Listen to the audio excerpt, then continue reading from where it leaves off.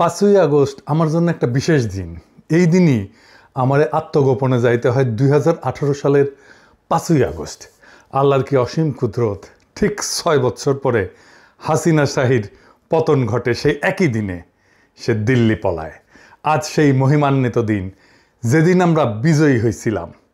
মূল আলাপে যাওয়ার আগে আমার আত্মগোপনে যাওয়ার ঘটনাটা একটু জানে নি। আপনারা অনেকেই হয়তো জানেন না, জানার আগ্রহ আছে। 2018 সালের 5ই আগস্ট তখন নিরাপদ সড়কের আন্দোলন চলতেছে। ওই দিনই ফটোগ্রাফার শহীদুল আলম গ্রেপ্তার হন। আর আমাকে ডিজিএফআইয়ের কচুক্ষেতের অফিসে ফোন করে ডাকা হয়। বলা হয় চা খাইতে ডাকতেছে, কারণ আমার সাথে আলাপ আছে। তো যে কোনো জায়গায় সে আলাপ হইতে পারে, আমার বাসায়, অফিসে, কোনো কফি শপে, কিন্তু তাদের হেড অফিসে কেন? কোনো উত্তর নাই। আমি কইলাম অন্য জায়গায় আসেন, আমার অফিসে আসেন, বাসায় আসেন, এটা কফি শপে যাই।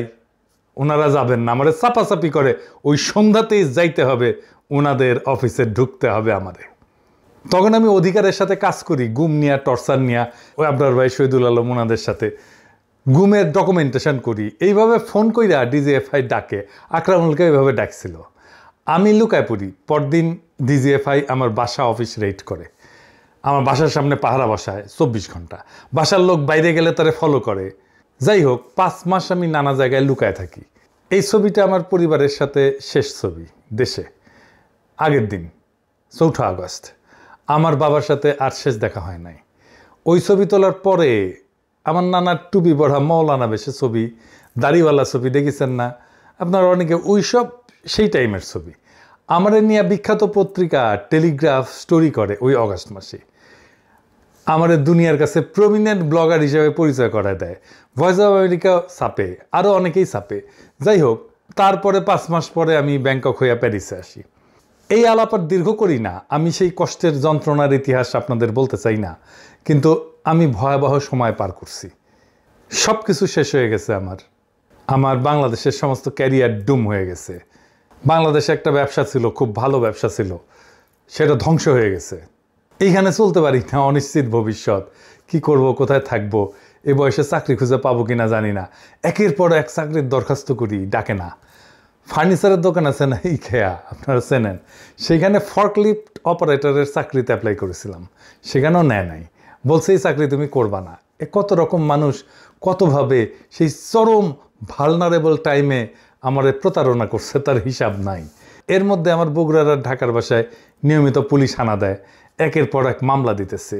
ভয়ঙ্কর ভয়াবহ অবস্থা। যাই হোক, এসব বললাম যে এই টাইমটা ছিল আমার জন্য একটা রোলার কোস্টার রাইডের মতো। আপনি যখন সবচেয়ে ভালনারেবল, সেই সময় আপনি রোগাক্রান্ত হন। আপনি যখন সবচেয়ে দুর্বল, আপনার রোগ প্রতিরোধ ক্ষমতা যখন সবচেয়ে কম, তখন আপনাকে ব্যাকটেরিয়া ভাইরাস আক্রমণ করে। আমারও করেছে। হ্যাঁ, সোশ্যাল ব্যাকটেরিয়া, সোশ্যাল ভাইরাস এই সমাজের। তবে আমার ওই সব টাইম পার না হইলে আমি কখনোই ভবিষ্যতের জন্য তৈরি হইতে পারতাম না, আজকের জায়গায় আসতে পারতাম না, এটাও ঠিক। যাই হোক, আমার এই জার্নিতে আমি কি কি শিখলাম, আর কিভাবে হাসিনা উৎখাতে ভূমিকা রাখলাম, কেন রাখলাম, কোন তরিকায় রাখলাম, সেইটা এবার একটু আলাপ করি। আমার এই জার্নিতে সবচেয়ে বেশি যে উপকার হয়েছে তা হইতেছে, আমি তো নাস্তিক ছিলাম, একদম পার নাস্তিক। সেইখান থেকে আমি বিশ্বাসীতে পরিণত হয়েছি। আমি সৃষ্টিকর্তার দিব্য উপস্থিতি আমার মধ্যে টের পাই। এটা কত বড় উপহার মানুষ হিসাবে, তা অবিশ্বাসীরা কখনো বুঝবে না। আমার মনে কোনো মৃত্যু ভয় নাই, আমার কোনো কিছু পাওয়ার আকাঙ্ক্ষাও নাই সৃষ্টিকর্তার সন্তুষ্টি ছাড়া। আর আমি জানি, আমি যদি মানুষের, মানব সত্তার, দেশের সামান্যতম উপকার করতে পারি, এই দুনিয়ায় সৃষ্টিকর্তা আমাকে রক্ষা করবেন। কথাটা সত্য। আমাকে মাটিতে হুতায় ফেলার চেষ্টা করছে একজন না, একাধিক মানুষ। কতজন? বাঙ্গু সুশীল, বাম, হিন্দুত্ববাদী, সো কল্ড সেকুলার, নাস্তিক, আওয়ামী লীগ, কেউই পারে নাই। আমি জানি পারবেও না। আমি এই অ্যাক্টিভিজমে আবিষ্কার করলাম বাংলাদেশের সবচেয়ে বড় সংকট। সেটা হইতেছে বাংলাদেশকে একটা রাষ্ট্র হিসেবে গড়ে উঠতে দিতে চায় না কে? ইন্ডিয়া। তার অখণ্ড ভারত কল্পনায় বাংলাদেশ তার অংশ। এটি আমাদের বিপদ। সেই বাংলাদেশ অংশকে সে আদর্শিকভাবে পদানত করবে, অথবা এমন শাসক রাখবে যে তার অনুগত। এটাই হাসিনার শাসন। আর সেই শাসন একটা ফ্যাসিস্ট শাসন হয়ে উঠবে, কারণ সেটা সংখ্যালঘুর শাসন।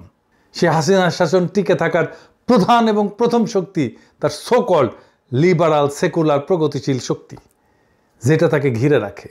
এই লিবারাল সেকুলার শক্তি ঘুরে ফিরা ভারতের বয়ানি ফেরি করবে। এই শক্তিটা ভয়ানক, কারণ তারা সংখ্যায় দুর্বল। এটি ঠিক রুয়ান্ডার মতো। সেটা কীরকম? রুয়ান্ডার দুই জাতি ছিল, হুটু আর তুৎসি। পূর্ব আফ্রিকার দেশ রুয়ান্ডা এবং বুরুন্ডির প্রধান জাতিগোষ্ঠী। হুটুরা সংখ্যাগরিষ্ঠ। রুয়ান্ডার জনসংখ্যার প্রায় 85% ছিল হুটু, আর তুৎসিরা ছিল সংখ্যালঘু, 14 থেকে 15%। এই তুৎসিরা ঐতিহাসিকভাবে গবাদি পশু পালন করত এবং তারা জমিদার শ্রেণী ছিল। বাঙ্গুল্যান্ডে যেরকম জমিদার শ্রেণী ছিল কলকাতার হিন্দুরা, ঠিক সেই রকম তারা ছিল সমাজের অভিজাত শাসক শ্রেণী। জার্মান এবং পরে বেলজিয়ান উপনিবেশবাদীরা তুৎসিদের উন্নত শাসনযোগ্য জাতি হিসেবে চিহ্নিত করে। তারা প্রশাসনে শিক্ষায় প্রাধান্য দেয়, ঠিক একইভাবে বাংলাদেশে যেটা ঘটছে।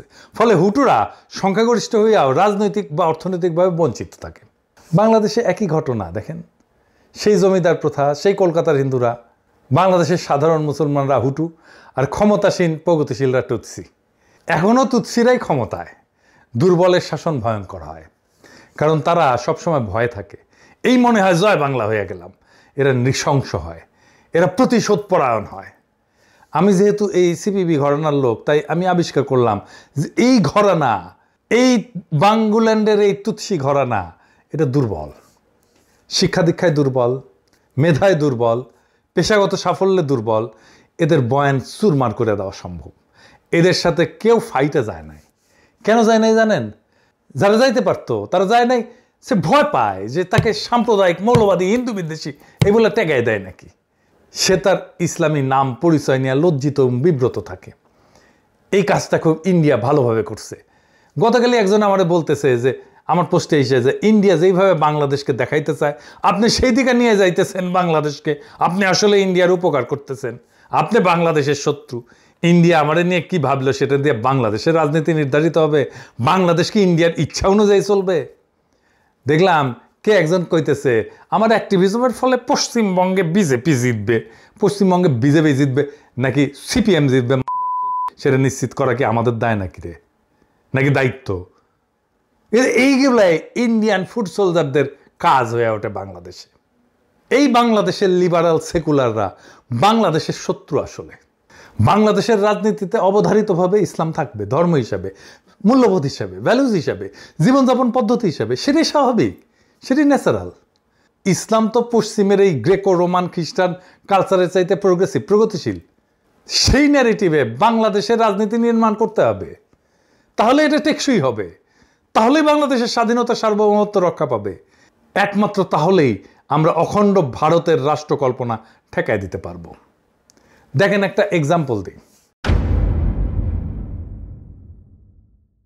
চরমনায়ের পীর সাহেব, উনারে শরিয়া আইন নিয়ে খালেদ মহিউদ্দিন নাস্তানাবুদ করে দিল। ওই শরিয়া কি এখন অন্য পৃথিবীতে অন্য জায়গায় চালু আছে? এরকম কোনো উদাহরণ কি আমরা দেখবো? মানে আমরা এরকম শরিয়া দেখতে চাই বা এরকম শরিয়া দেখতেছি, ধরেন এই পৃথিবীর অন্য কোনো আমাদের শরিয়া, আমাদের দর্শন, হ্যাঁ আমাদের দর্শন, আমাদের শরিয়া, হ্যাঁ হ্যাঁ, আমাদের কোরআন ও হাদিসের মধ্যে দেয়া আছে। এখনকার কোন রাষ্ট্র আছে কিনা? আমার মধ্যে দেখেন, এখনকার কোন রাষ্ট্র ব্যবস্থা আছে কিনা, এরকম রাষ্ট্র ব্যবস্থা আছে কিনা? এখন আফগানের মধ্যে আপনারা দেখতে পারেন সেখানে শরিয়া অনেক বেশি। কার মধ্যে? আফগানিস্তানের মধ্যে। আফগানিস্তানের মধ্যে। আপনি আফগানিস্তানের মতো একটা বাংলাদেশ বানাতে চান? হ্যাঁ, বানাতে চাই। আর ইরানের মতো? দেখেন, ইরানের ব্যাপারটা হলো, যেখানে ইরানের যদি ভালো ভালো যে দর্শনগুলি আছে, ইরানের যে ভালো দর্শন, ওকে, যেটা শরিয়াতে সাংঘর্ষিক না। আমেরিকার যে ভালো দর্শন, শরিয়াতে সাংঘর্ষিক না। ইংল্যান্ডের কোনো ভালো দর্শন, শরিয়াতে সাংঘর্ষিক না। রাশিয়ার কোনো ভালো দর্শন, যেটা ইসলামের সাথে সাংঘর্ষিক না। এরকম জনগণের স্বার্থে। ওকে ওকে, তাহলে আমি মোরলেস মনে করতেছি যে আফগানিস্তানে এখন যে শরিয়া ভিত্তিক রাষ্ট্র ব্যবস্থা চালু আছে, আপনি বাংলাদেশে আপনারা যদি নির্বাচিত হন তো সেরকম একটা শরিয়া ভিত্তিক রাষ্ট্র ব্যবস্থা চালু করতে চান, তাই তো? এই হইতেছে বাংলাদেশের সেকুলার স্ট্যাবলিশমেন্ট, যে শরিয়া আইনকে একটা পরিত্যাজ্য ভয়ঙ্কর আইনি ব্যবস্থা হিসেবে দেখাইতেছে। সেকুলারদের এই পুরা ন্যারেটিভ, এবং চরমনায়ের পীর সাহেব দাঁড়াইতে পারলেন না আর্গুমেন্ট নিয়ে। সেকুলারদের এই পুরা ন্যারেটিভ ভেঙে দিতে হবে। বাংলাদেশের 82% মানুষ শরিয়া আইন চায়, তো এইটাকে কি আপনি গণ অভিপ্রায় বলবেন না?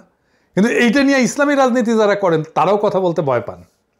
তাদের কাছে এটা ব্যাখ্যা নাই, যেন ইন্ডিয়া এসে মেরে ফেলবে এটা বললে। এই জায়গায় আমি আবিষ্কার করছি আমি খুব সহজে পাল্টা ন্যারেটিভ দাঁড় করাইতে পারবো, শক্তিশালী ন্যারেটিভ দাঁড় করাইতে পারবো, সুরমার করে দিতে পারবো ওদের ন্যারেটিভ। ইন্ডিয়ান ন্যারেটিভ সব কয়টা জয় বাংলা করে দিতে পারবো ইনশাল্লাহ। আপনারা দেখছেন এর মধ্যে আওয়ামী লীগের পতন হয়েছে 2024-এ, কিন্তু তার রাজনৈতিক ন্যারেটিভ জয় বাংলা হয়েছে আগে। আমি বলতেছি না যে আমি একাই করছি, আরো অনেকেই করছেন। তাই ইন্ডিয়ারে বাংলাদেশে পরাস্ত করতে হইলে তার ন্যারেটিভ পরাস্ত করতে হবে, এইটাই এখনকার কাজ। তাছাড়া বাংলাদেশের স্বাধীনতার সার্বভৌমত্ব আমরা রক্ষা করতে পারবো না। এই লড়াইয়ে আপনি হাসিনা বিরোধী লড়াইয়ে যারা সাথে ছিল তাদের অনেককেই শত্রু হিসেবে আইডেন্টিফাই করবেন, তারা আপনার শত্রু হয়ে দাঁড়াবে। আপনারা দেখতেছেন কারা শত্রু হয়ে দাঁড়াইতেছে। আমি আমার এই অ্যাক্টিভিজমের মধ্যে আবিষ্কার করলাম এই হাসিনা বিরোধী লড়াইয়ের মূল ভ্যানগার্ড হবে মাদ্রাসা পড়ুয়ারা, ইসলামের চেতনায় বলিয়ান সাধারণ মুসলমানেরা। তাই হয়েছে আন্দোলনে মাঠে মাঠে নামাজের জন্য দাঁড়ায় যাওয়া বাংলাদেশে আগে কখনো ঘটে নাই।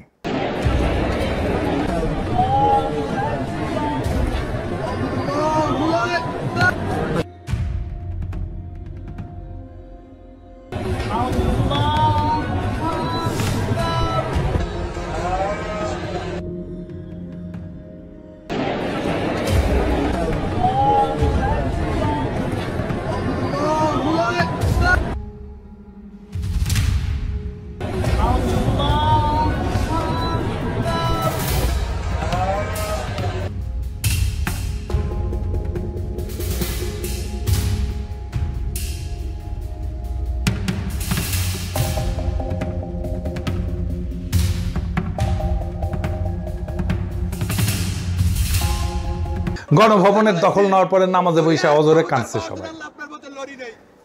ওরাই ছিল এই বিপ্লবের লড়াকু সামনের সারির সৈনিক, এমনকি সেনাবাহিনীর সৈনিক, বিজেপির সৈনিক, পুলিশের কনস্টেবল, এরাও ছিল এই সাধারণ মুসলমানের সন্তান।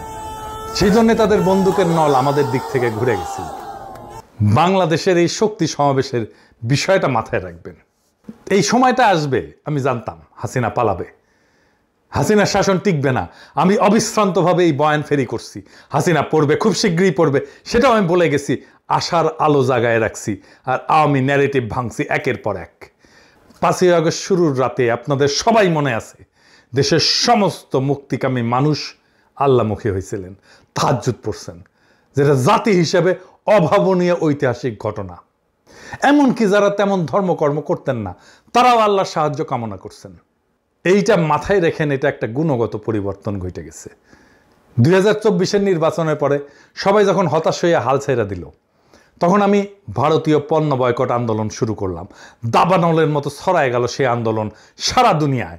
মানুষ একটা কিছু হাতে পাইল আঁকড়ায় ধরার মতো হতাশার মধ্যে। আপনারা দেখছেন কারা কারা সেই সময়ও আমার বিরোধিতা করছে। আপনারা এখনো দেখেন কারা কারা আমার শত্রুতা করে। আমি এদের হেদায়েতের জন্য প্রার্থনা করি। তারা জানে আমাকে থামাইতে না পারলে সমূহ বিপদ। আমাকে বিরক্ত করার চেষ্টা করে, মানসিকভাবে বিপর্যস্ত করার চেষ্টা করে, আমার টাইম নষ্ট করার চেষ্টা করে। তারা জানে পিনাকি আওয়ামী ন্যারেটিভ ভাঙছে সাকসেসফুলি। যদি ইন্ডিয়ান ন্যারেটিভ ভাঙে তাইলে বাংলাদেশ তো হাতছাড়া হয়েছে, অখণ্ড ভারত হান্দায় যাবে। তারা জানে পিনাকি ন্যারেটিভ বানাইতে পারে, শুধু তাই না মানুষকে বুঝাইতেও পারে। এর মধ্যে পিনাকি ভট্টাচার্য বামনের পোলা, বাম রাজনীতি করে আসা, আবার বাংলাদেশি হিন্দু, তারা ইন্ডিয়া কোনোভাবেই ঠেকাইতে পারবে না।